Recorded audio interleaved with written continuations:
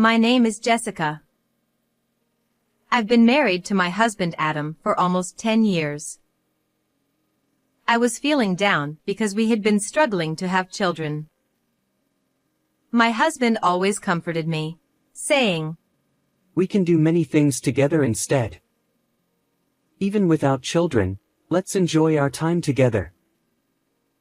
We both loved traveling, so whenever we had time off, we would go to the beach. We enjoyed our married life despite not having children. I thought those happy days would last forever.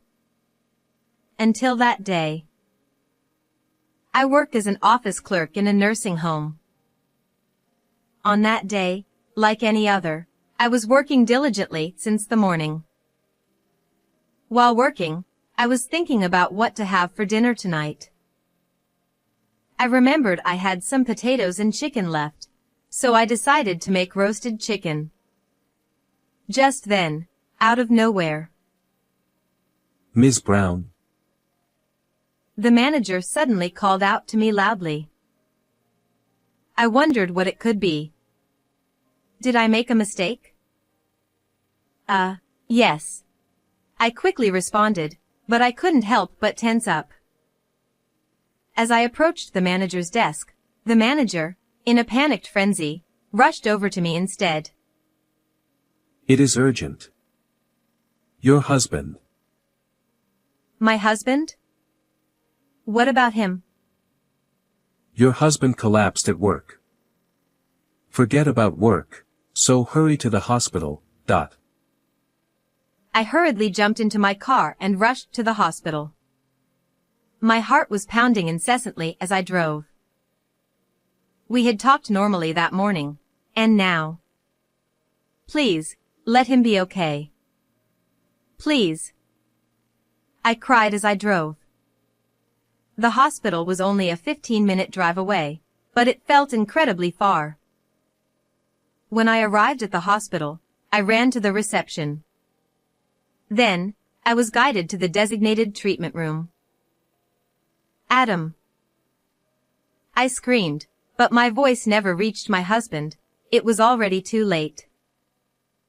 The treatment room was eerily quiet, with only the sound of medical instruments echoing. As I looked at the faces of the doctors and nurses, I understood the situation. A doctor approached me. "You're his wife, right? I'm sorry, but your husband." I broke down into tears. It seemed he had suffered a heart attack. The doctor explained more, but I couldn't hear anything beyond that. I can never see my husband again, even though we promised to be together forever. He's such a liar. This must be a dream. He must be playing a prank on me. That's what I thought. Then, I collapsed. When I woke up, I was in a hospital room. My parents were there, watching over me with concern. "Jessica, are you okay?" My mother gently held my hand. "Why am I in the hospital?"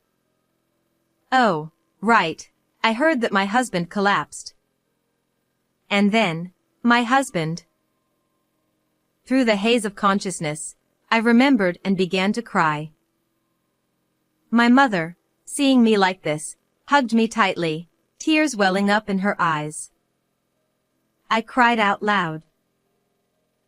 I didn't know how long I cried. I just kept crying, realizing that I had to accept the reality. My deceased husband wouldn't come back anymore. If I didn't properly send him off, he would be sad. I bit down my lips and vowed to myself that I wouldn't cry any further. The arrangements for the funeral were made by my in-laws. My mother-in-law looked as worn out as I felt, and my father-in-law seemed to take charge of most of the arrangements. God can be so cruel. To take him away so suddenly. My friends, who came to pay their respects, said through tears, "Jessica, you don't have to hold back your tears." Some of them said that to me, but I only replied, "Thank you for your concern." Yet, deep down, I wanted to cry too. As a wife, I had to greet my husband's friends and coworkers. And I had to say my final goodbye to him. So, I had decided not to shed tears today, just for today. As I was greeting the guests, I noticed a woman I had never seen before. She was petite and very beautiful. I assumed she must be someone from my husband's workplace, so I approached her to greet her. Are you from my husband's workplace?" Yes, I am. I'm Adam's colleague. "I see. Thank you for coming today." Before I could finish my greeting, the woman interrupted. I'm sorry for bringing this up so suddenly, but I'm pregnant with Adam's child. I'm 4 months pregnant now. "Huh? What?" For a moment, I couldn't understand what she had just said. Seeing my stunned reaction, the woman chuckled and continued speaking. Are you okay, ma'am? I'm carrying your husband's child. Do you understand that? Yes, I see. I responded with confusion. I didn't know what to do, and my mind went blank. My father-in-law noticed my distress and intervened. Are you from our son's workplace? Thank you for coming today. Oh, are you Adam's father? Perfect. I'm pregnant with your son's child. That's why I came here today. The woman spoke a bit louder, and her words began to draw attention from others around us. My father-in-law was also taken aback by her unexpected statement. What on the earth are you saying in a place like this? Some expressed their anger.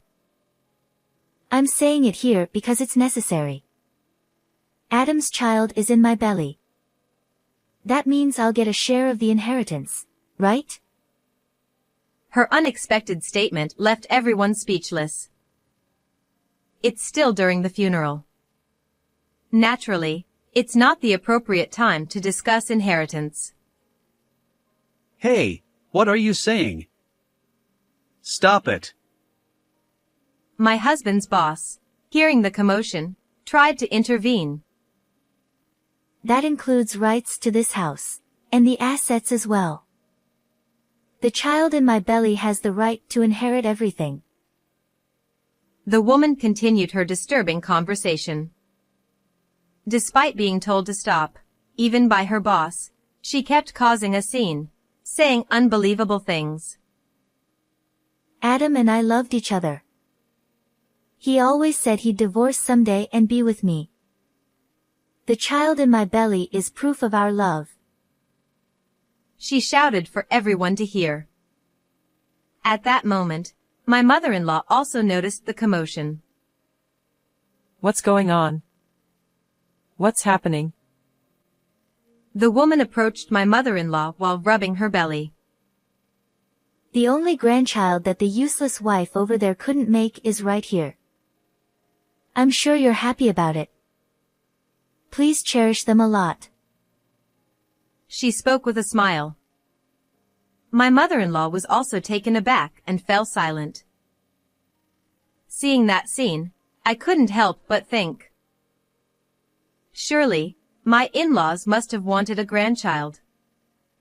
Upon hearing about the grandchild, I wondered if their feelings were swayed even just a little. But my father-in-law. That's enough. This is a funeral. Think about the feelings of those around you. Get out of here right now. He shouted angrily, visibly upset, with veins bulging on his forehead. What are you saying?